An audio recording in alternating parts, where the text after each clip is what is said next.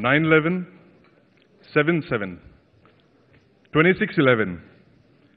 These are the dates that we've come to that have had a deadly new meaning in our lives in the last decade. But a lot of us would remember that India's war on terror began several decades before that. We've had bombs going off in commuter trains. We've had cities being attacked by serial blasts even before the planes crashed into the New York Trade Center. We've had five-star hotels being attacked by terrorists trained like commandos. Now, each of these attacks have shown us to be woefully inadequate in terms of preparation for these emergencies. India has been exposed every time we've been under major terrorist attack. And this evening, ladies and gentlemen, we have three distinguished panelists who will tell us just what India needs to fight its war and win its war on terror. We have, at first, Himanshu Roy. He's Mumbai's super cop, not just for his movie star looks, but for his calm and hard-nosed approach to crime fighting. He's played a key role in investigating the 26/11 terror attacks, which resulted in the hanging of the sole terrorist Ajmal Kasab. And he recently took over as the head of the anti-terrorism squad, the Maharashtra ATS, which has been at the front lines of the war on terror in Mumbai. Ladies and gentlemen, please welcome Himanshu Roy, ATS Chief.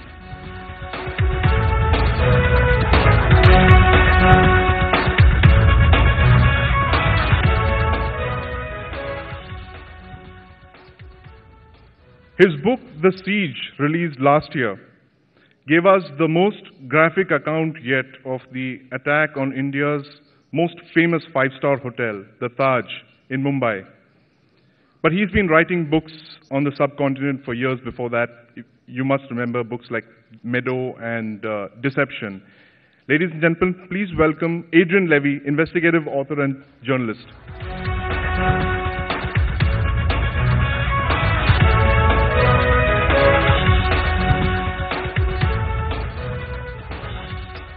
My third guest for the evening is the grandson of an Iranian Ayatollah and an acclaimed Iranian-American journalist and author of several books on Iran, who's been unafraid of defending his native country from what his adopted country once called part of the axis of evil. Ladies and gentlemen, please welcome Hooman Majd.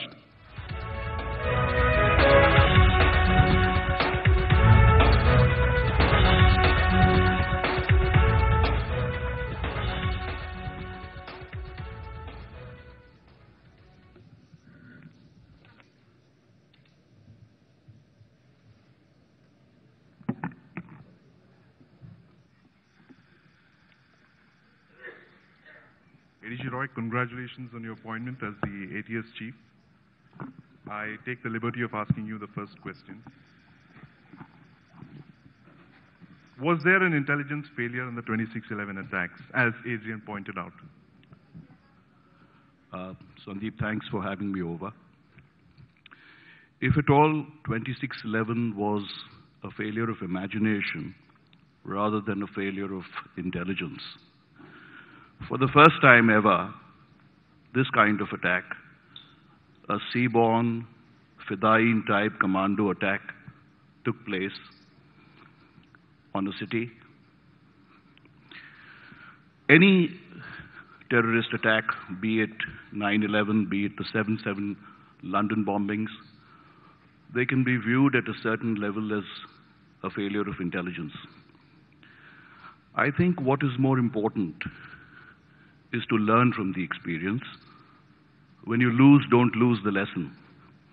Post 26/11, counter-terrorist forces, agencies from all over the world, they visited Mumbai, they interacted with us, and they learned a lot. I think not just Mumbai or India, but the world is better prepared post 26/11 to handle this kind of attack. Now, as far as the intelligence inputs that you're talking about and which I believe Mr. Levy also has referred to, there was no specific attack of a seaborne attack on the Taj or the Oberoi. There was no mention of Karma Hospital or of the CST or of Nariman House. We receive a large number of inputs. Today we have the luxury of hindsight.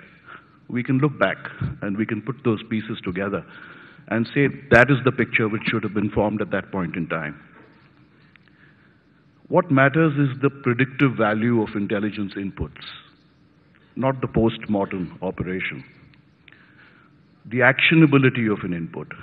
And I think when we look back at the entire picture, I don't think that it was so easy to put this picture together like a jigsaw puzzle neatly and say that this is what would have happened if we'd analyzed all those inputs properly. But Adrian has mentioned something very interesting in his book where he talks of the existence of a mole within the government. Who is the mole? From my understanding, the premise that there was a mole is based on two factors. One is that the terrorists seem to know the tactics of the NSG, and the second is that they unerringly came to the beach at Cuff Parade where they were supposed to land. I'll come to the second point first. We recovered a large number of GPS sets, and we retraced their voyage from Karachi. We knew exactly how they had come, and in fact, Mr. Levy would know that international agencies, including from his own country, helped us in reaching this analysis. So it was the presence of the GPS sets and the training that they'd received which allowed them to land there, not a mole. Coming to the NSG tactics, most special forces all over the world have similar tactics for close combat, for room intervention. They have similar weaponry, similar equipment. All this stuff is even available on the internet. Why have a mole when you can have Google? Just give me another minute, Sandeep, if you don't mind. And as you said, I have conducted the 2611 trial. I have personally interrogated Abu Jundal extensively, who was present in the Karachi control room of the LET during the attack. And I can tell you, there was absolutely no mole in the Indian establishment during 2611. I want to bring Adrian in on that. Adrian, was there a mole in the Indian establishment who informed Pakistani handlers of the attack, of the preparations of the Indian security forces? There was certainly a belief, there was a belief subsequently that there was a conduit for information that was being passed from India outside. That was known by other intelligence agencies in the Gulf that had warned India and had made contact with RAW and then latterly with IB. It was known amongst Western intelligence agencies that there was sensitive material which was military and of a national security nature that was being hawked for a price. There were bulletins that were delivered on that basis. The evidence is not simply that NSG found itself facing its own tactics. That was only one component. The second and third layers of evidence, which are much more compelling, are the widespread intelligence bulletin warnings from other services. Secondarily, the recovery of material from the control rooms by federal investigation authorities in Pakistan, which included Indian material on room clearances and NSG operations, which is compelling in itself. And then the third tier, which is not compelling and maybe animus, is the ISI's internal feelings, which are submitted in a warning, an appraisal, if you like, of the operation. We can discount those because they're predicated by a deep-seated sense of mischief, and we can't necessarily trust them. The recovered material I've seen, it's clearly stamped and marked. The bulletins from the Gulf and from Western intelligence agencies warning that material was in the public domain and being offered for sale, I've seen, and seems to be authentic, although I'm not an arbiter of what is. And the third level we should consider is that Pradhan, for however useless it was, and useless, by useless I mean its remit was created to be so restrictive as to be insignificant. Pradhan itself had feelings about the presence of a mole and reported those, as you know, to the cabinet in confidential correspondence. And, you know, we do not know what the response to that was. That correspondence was sat on. So what do we know other than those facts? We know that a open, honest, wide-ranging post-Mumbai inquiry would possibly have excavated these facts, and yet we weren't given that. What we were given was something that did not do service to the police, to counter-terrorism, to the NSG, to intelligence, domestic and foreign. We were given a hodgepodge, a whitewash, which was Pradhan. You know, two men of great standing sit down and deliver a 64-page report. 64 pages for a benchmark attack, one we all look at. You know, benchmark for so many reasons: the ventriloquism used, the remote operation of terrorists, the use of voice over IP networks, you know, $4,000 to launch an operation, Fidayeen on Indian soil using an American agent. There are so many reasons why this is significant. 64 pages does not do merit to it.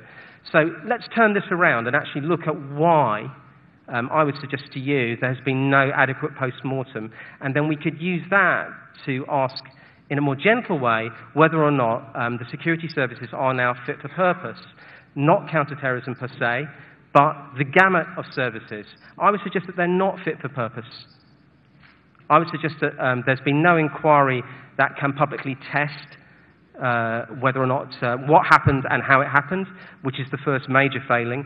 I think they're not fit for purpose because they've inherited a colonial methodology which revolves around placing IPS at the core of them rather than a multidisciplinary force. I think that while counter-terrorism, one understands how that operates within the remit of IPS, it's harder to extend that to RAW and IB.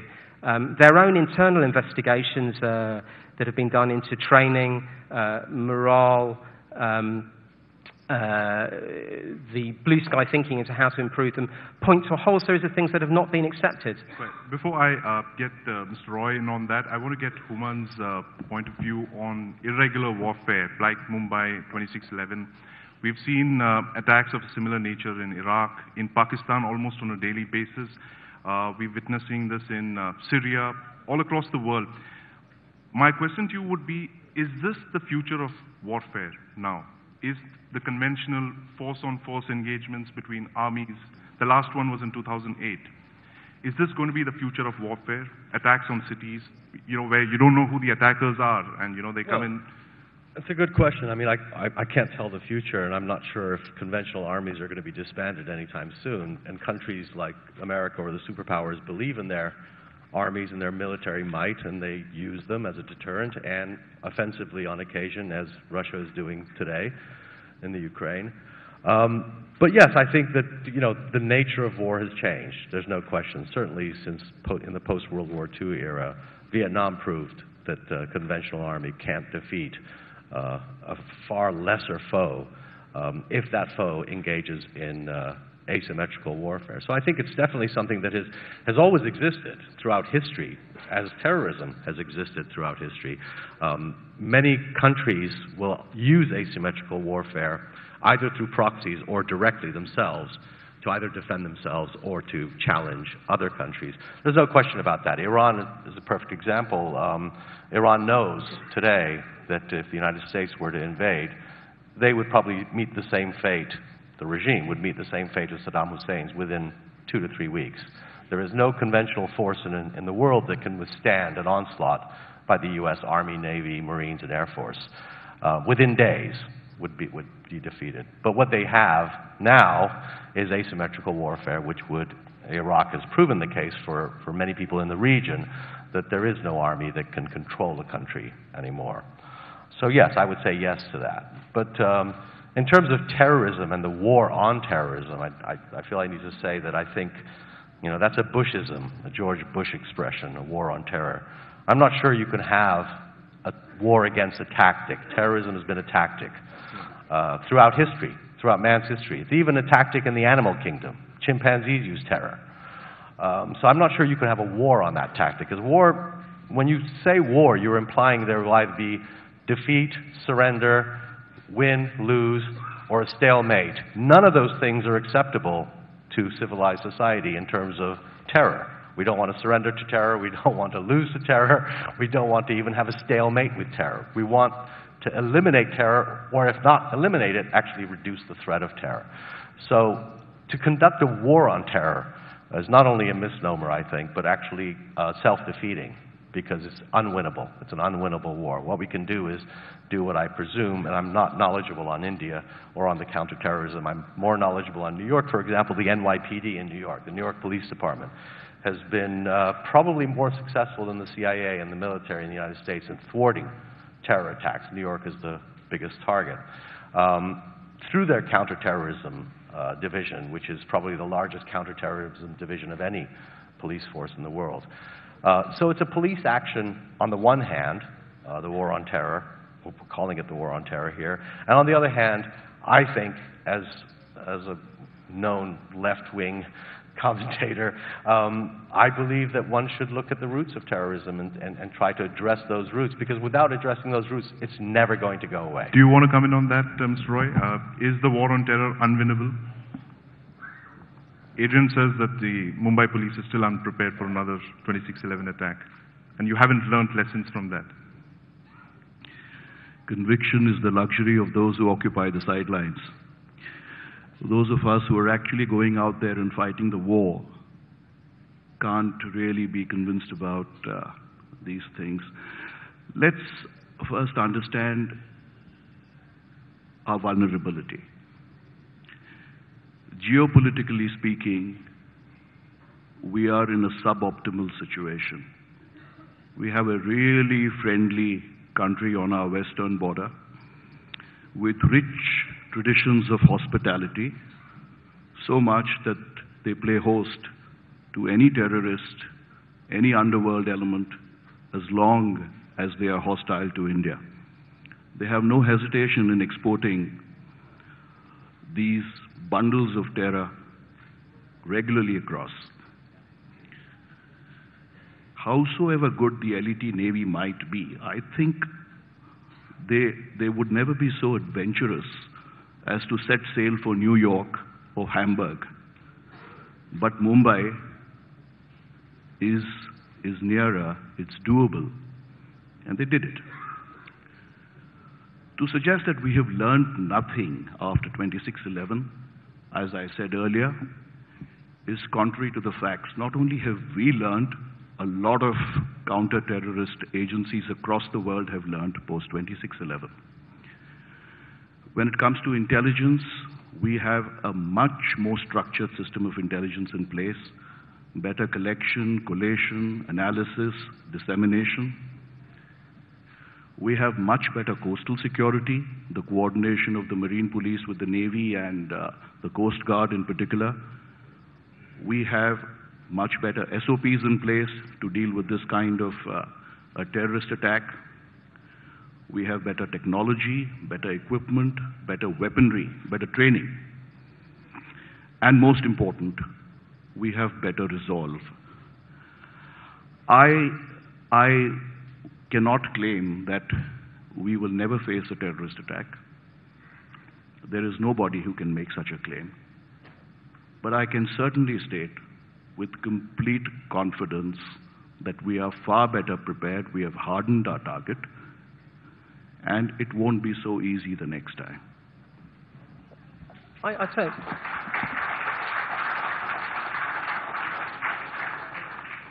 I think so much was learned, you know, undoubtedly. I mean, it's an extraordinary array of forces that were pitted against the city, and no city would have stood up to them. You know, no city at all. And we look at the debacle of intelligence prior to the 7/7 attacks in London. You know, nearly all of the suicide bombers were being monitored, and yet we hadn't put the plan together. Intelligence is not about being omniscient. You know, it is about best guesses. And yet, nevertheless, even within the parameters of all of this, given that this is an ideas forum, I think we should pull our sleeves up and be a bit more honest about the situation in which we're operating. If we take it away from the police, maybe we'll feel a bit more comfortable in talking about security per se. You know, there's a continuum, a malaise really that's set in amongst politicians, and really you can trace the line from 93 onwards, or we could actually, let's bring it more forwards, let's bring it to Kargil. Post-Kargil, any number of task forces were formed, I think 4 particular ones which reported to LK Advani, one which came under the remit of GS Saxena looking at intelligence reforms. Virtually every single one of the proposals discussed by those task forces has not been implemented. And then the same thing would happen again, whether this was NDA or UPA, with the next round of task forces. Intelligence revisions from 2005, looking at coastal security, etc., by Mumbai had not been implemented. And if you look at the CAG inquiry now, the audit reports into Gujarat, for example, and have a look what it says about the functionality in Gujarat, as well as other crucial coastal frontline states, it says there's a 95% failure to protect the coastline because the services have not been adequately followed through according to the plan. Funding has evaporated. There has been venality, theft, corruption in certain cases. The CAG report makes for a damning reading in the lack of political masters to push through the model decided on by the centre. So let's be honest about these things. It's best to be straightforward and say, is it working? If it isn't working, how could it work? You know, Adrian,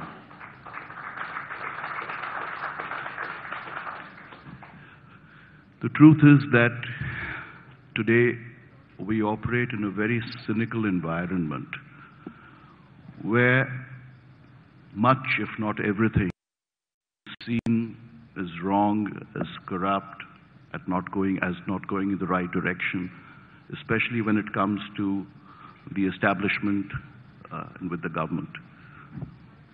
Much of it is our fault, I grant you that. But the scoreline in terrorism is a little bit like the scoreline at the end of a football match. Only the goals which are scored figure on the scoreboard, not the ones which are saved. So, we save terrorist attacks. You'd know that. You've done extensive research.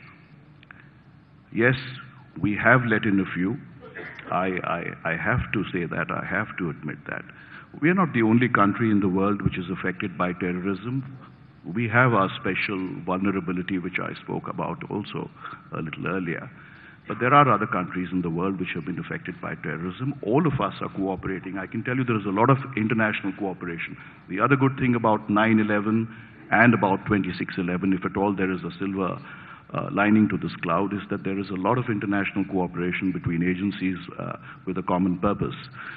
So the goals do go in now and then, but we are becoming better and better at what we are doing. We are becoming more efficient at what we are doing. And I don't know if I can say that we are going to win this battle in the long term, but it's certainly not going to be lost for want of resolve, or for want of trying, or for want of commitment on our part. Hooman, I want to bring you in this point. Adrian mentioned, Mr. Roy mentioned earlier on that there was a friendly country a hospitable country to our western borders. Of course, we don't know which country he's referring to. Do you believe that this is going to be, terrorism, this is the oxygen. Proxy wars cannot be sustained without state sponsorship?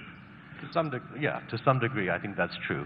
Not always. Al-Qaeda has proven that it can survive without state sponsorship, if you assume that Pakistan's not sponsoring Al-Qaeda directly. But after the fall of the Taliban, Al-Qaeda has survived, not intact, but it has survived.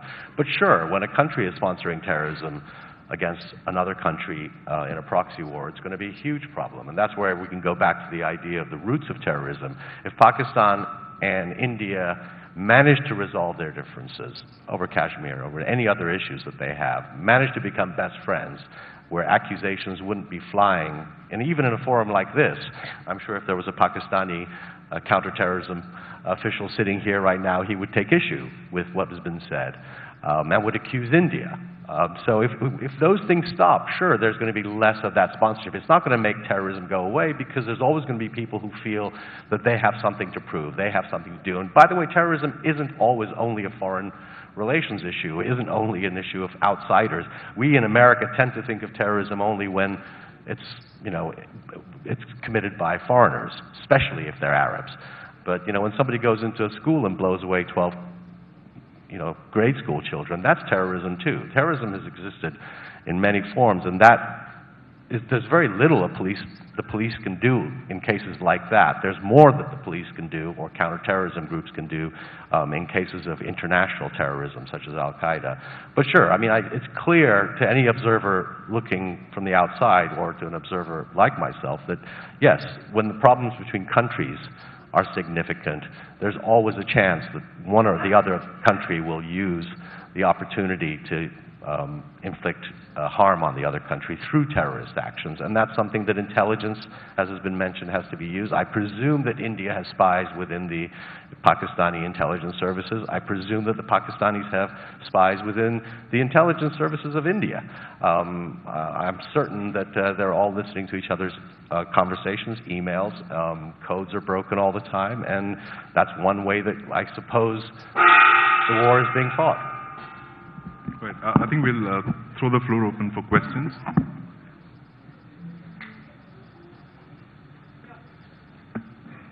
Yeah, the gentleman straight down there.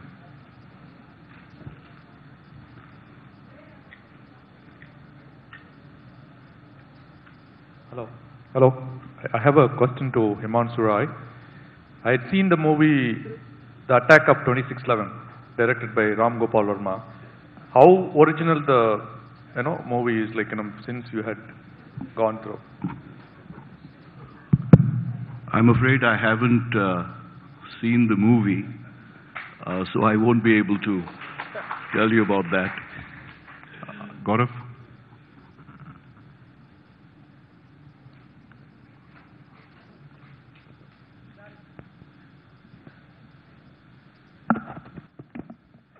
Dr. Roy, my name is Gaurav Sawant. I work for Headlines Today. My question is, while the 26/11 Mumbai terror attacks were on, you had a brave police officer who was inside the Taj Hotel. The Pakistani terrorists were locked up in one room. Vishwas Nagre Patil had these 4 terrorists in one room. He could see them on those CCTV cameras. Would it have been better, without waiting for Marine commandos, without waiting for NSG, if the Mumbai police had just lobbed a couple of grenades inside that hotel room, perhaps collateral damage, but at least those 4 chaps would have been dead immediately? Was that a mistake? And Hassan Ghafoor, late Hassan Ghafoor, permission was sought from him. It was unfortunately denied. There are a lot of stories which have evolved out of this. I have transcripts, sir. Bear with me. A lot of stories have evolved around 26/11, some of them true, some half true, some figments of imagination. As I said earlier, we are sitting now, today, almost 6 years, 5 years plus after the incident. It is relatively simple for us to sit here and analyze it, from our ivory towers, as it were. The situation on the ground, as you correctly said, was handled very bravely by a few Mumbai police officers, some of whom who lost their lives, including one of my predecessors, Hemant Karkare. So, people have died. People have laid their lives for their country, and I don't think we should sit and split hairs at this stage and say this could have been done or that should have been done. The point is, did Vishwas Nagre Patil act honestly and bravely at that point in time? The answer is a certain yes. He used his best judgment, and that's what really matters.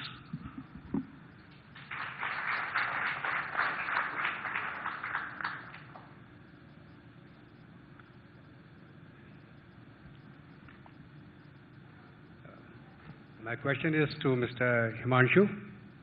We are all aware a lot has been done after 26/11. New agencies were raised, new hubs came about, and of course Mumbai police has been upgraded with Force 1 to respond to any situation. I've got 3 questions and a supplementary. Quick ones. Can we prevent? Are we fully prepared? Is our response mechanism adequate? That is my first question. In 3 parts. Second is, in case there is another terrorist attack of the similar nature, 10 militants land up on Gateway of India, how much time will it take for you to respond and to neutralize that situation if it also turns out to be a hostile situation? One more, there's a third one. Pardon me. Do you have an emergency operations center for inter-agency coordination in Mumbai today to coordinate who will respond, in how much time will respond, and what action will you take? Thank you. Yes, thank you. For a 26/11 type of attack, I would say yes. Resoundingly, I would say yes. We are prepared for that kind of a Fidaiin attack. The thing is that, as I said before, this was a failure of imagination rather than a failure of intelligence. So what we really need to do is stretch our imagination now. There is little reason to believe that if the next attack comes, it will be a seaborne attack like this one was. I'm sure that even our friends across the border have put on their thinking caps, even as we speak, and they're trying to figure out how to outfox us this time. But our state of preparedness is much better. We have hardened our target. We have better capabilities, and certainly better. We are in a better situation even as far as the hostage situation is concerned. As far as a multi-agency emergency center is concerned, you're absolutely right. We have that in place too. In fact, we have far more coordination with other agencies which are involved in counterterrorism, regular meetings with them, regular exchange of information. And as I have said before, this time around, we will not let you down.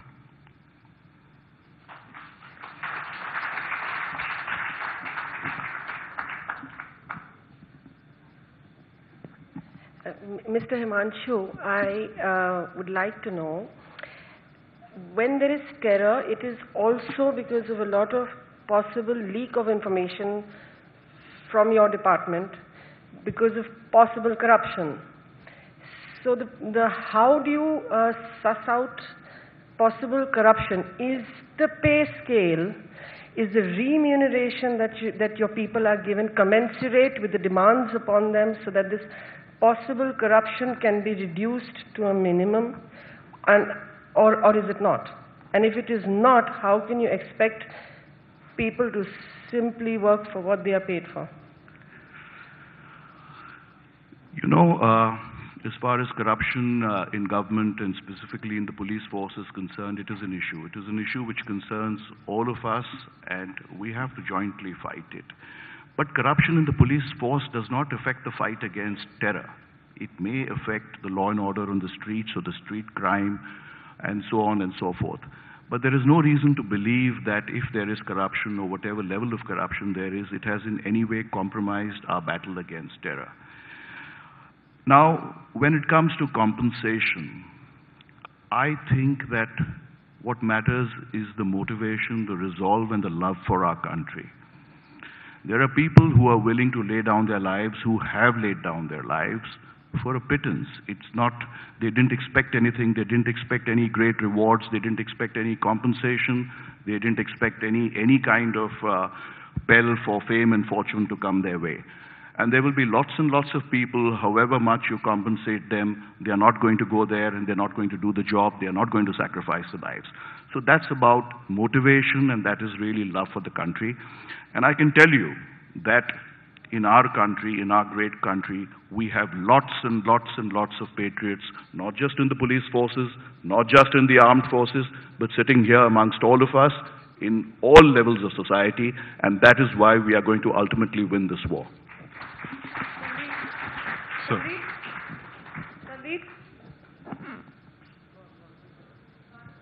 Adrian, a question for you. You've obviously done great research. Next time it won't happen in Mumbai, it might happen somewhere else. Where do you think it will happen? And what are the systemic flaws that you see in the Indian response? You mentioned in passing, would you like to dwell more on that? I've no idea where it's going to happen, or the money that could be made from that. No, I mean, I think the key response to that should be that unlike governments, terrorism is endlessly creative and flexible, and has a lessons learned department. I don't know if you've heard me say this before, but the more time I spent with Lashkar-e-Toiba, the more I realised that Lashkar does a post-mortem of every operation. It films what it does, it debates it. It has a department in Muzaffarabad which analyses the failures of Fedayeen operations and looks at ways of giving technological support. And it breaks apart every aspect of its operation, from the psychology of recruitment through the attenuation of Fedayeen units. I describe the process as infantilizing. They make them into children in order that they obey commands more clearly. They have a psychological section which actually looks at the application of training, and yet none of these things really exist outside that sector, which means that terrorism has this ability to be fungible, to be adaptive, and to have no barriers to its imagination. And one should bear that in mind, just as Mr. Roy has pointed out, that they have that luxury. It does no longer require finance. We are beyond the James Bond era of, the multi-million-pound oligarch funding the operation. It's very small amounts of money, as we know with Mumbai. And actually, it was really much more to do with seeing through the commitment of seeing through the idea rather than actually the financing of the idea. So that's the first response.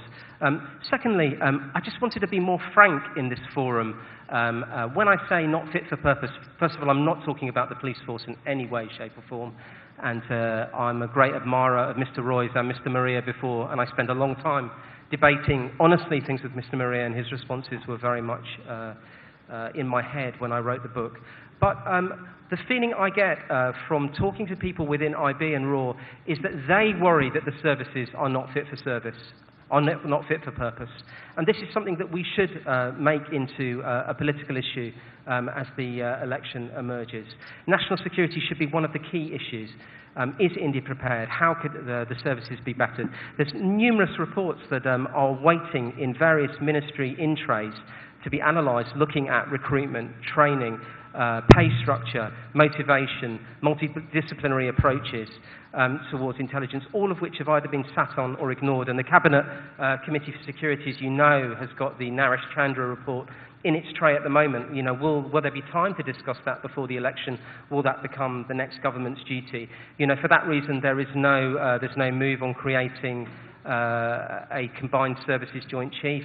There's no move on creating a ministry for security, no move on creating, apart from an NSA, a director of intelligence.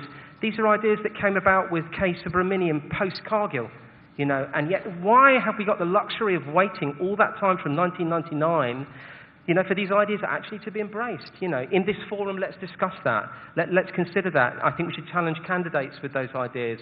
And, a lot of the reasons it doesn't happen is through a lack of political will, too much back-watching among the politicians. Whereas on the front line, you're facing those decisions on a daily basis. I wanted to make that distinction between the front line and the political apparatus. Maruk? Yeah, my question is for Mr. Roy.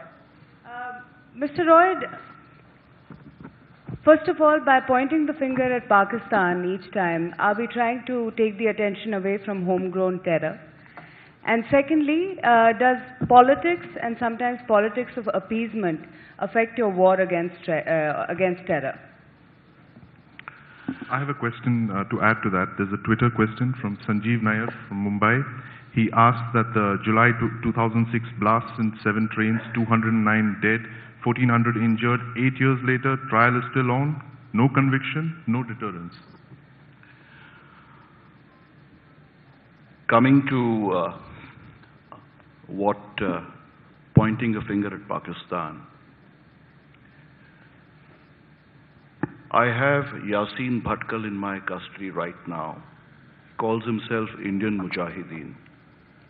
His handlers, Riaz Bhatkal, Iqbal Bhatkal, Mohsin Chowdhury, they're all in Pakistan. I have at least 4,000 emails which he has exchanged with his handlers, which clearly speak of the role of the ISI, which clearly talk about state-sponsored terrorism. And I think even a neutral person like Adrian here, will not hesitate to say that Pakistan sponsors terrorism and exports it to India. There's no question of pointing fingers, and I don't think after a gentleman by the name of Osama bin Laden was found living happily in Abbottabad, we should doubt what Pakistan really is and what its intentions really are. And we should not hesitate to point fingers, toes, everything, when we know what they're up to.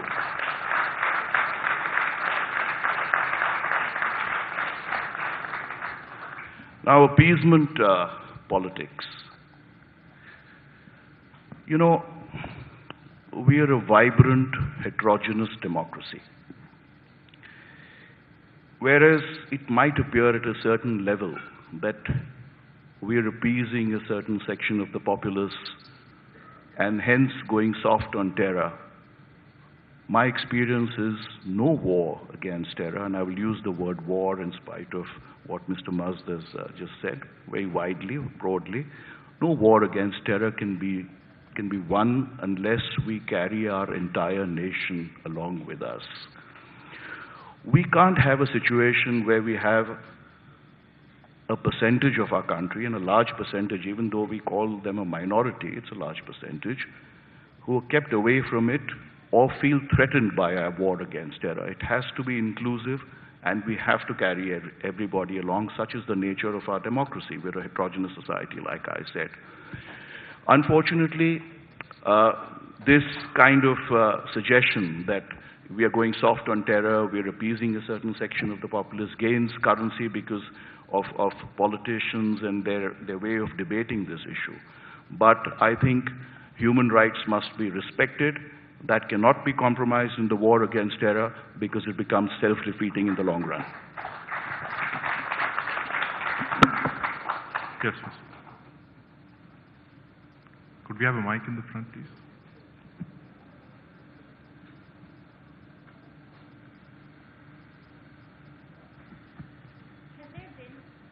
Has there been a deterioration between U.S.-Indian diplomatic relations? And if so, what are the implications for national security for these two countries and the intelligence cooperation between these two countries? Has there been a deterioration between U.S.-Indian diplomatic relations lately, as the press reports? And if so, what are the implications for national security of these two countries and intelligence cooperation between them? Now, who's the question addressed to? Either. Whoever would like to take it up. Adrian, would you? Yeah. Can I give this a little go? I was told that there, initially after Mumbai, that there was a significant deterioration of relations between America and India, because there was the belief that narrow self-interest had been pursued on the American part, which led to a withholding of information from the Indian side. But it does raise an interesting question about how you strategically, how you approach your friends as well as your enemies. We've discussed enemies here, but in fact, India's relationship with America is as significant and as interesting. And I know at one time, for example, K. Subramanian and Uday Bhaskar were gathered together in the Prime Minister's office to devise a strategy for America and India's relationship with it. And when one looks at the narrow self-interest openly pursued by America in relation to something like Mumbai, one realizes how significant it is for a nation like India, as well as having a response to Pakistan, understanding America too and what Americans' intentions are. I just want to say, in spite of his book, Adrian and I are still friends. I think the lady's question was more about the recent consular, the very recent consular tiff between India and the U.S., which is definitely a reduction. I mean, India has withdrawn concrete barriers from in front of the American embassy, as far as I know, which invites, as far as the Americans are concerned, back home, invites terrorism. So I don't know how long that's going to last, or if that even begins to address the question. But certainly, when you have a tiff, diplomatic tiff, you're definitely going to have issues of cooperation, which will become naturally resolved over time. Right. And on that note, we take one last question. Jugal, right there.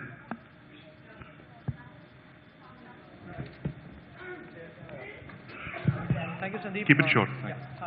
Hi, I'm a journalist from Headlines Today. My name is Jugal Purohit. I would just like to ask the panel about their thoughts. We are talking about strategies and, capabilities towards dealing with the foot soldiers of terrorism. But what is our thought vis-a-vis impounding or imposing costs upon the brains behind terrorism? Masterminds. The most important question of all. I don't want to, I think we should all have 3 seconds on this, but it's the most important question of all. Every time I get to sit down with someone like Hafiz Saeed, I sit there thinking to myself, how am I having this meeting? Why am I drinking tea with you? When I go to Adiala prison and I go to the Lashkar wing, I ask myself, why have they got conjugal rights? Why have they got mobile phones? This is a pressing issue, and it shows the difference between the way an organisation, for example, like LET, can be perceived on the inside as a movement of national liberation, and on the outside as a prescribed terrorist outfit. It's key to our understanding of who organisations like LET are, and then it's different again when one looks at Al-Qaeda and the way Al-Qaeda has made bedfellows with other outfits from Pakistan, Taliban, etc. But the leadership and understanding the leadership is, the pressure we can bring to bear on that is crucial to our understanding of what terrorism means.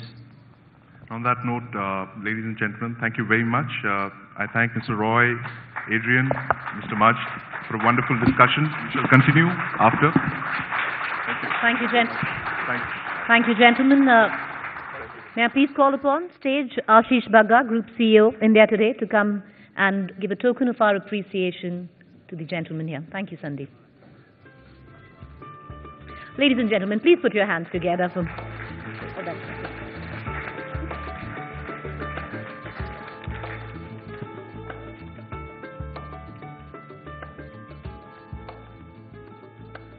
Thank you, Mr. Levy, Mr. Majd, and Mr. Roy. Thank you so much. Appreciate it.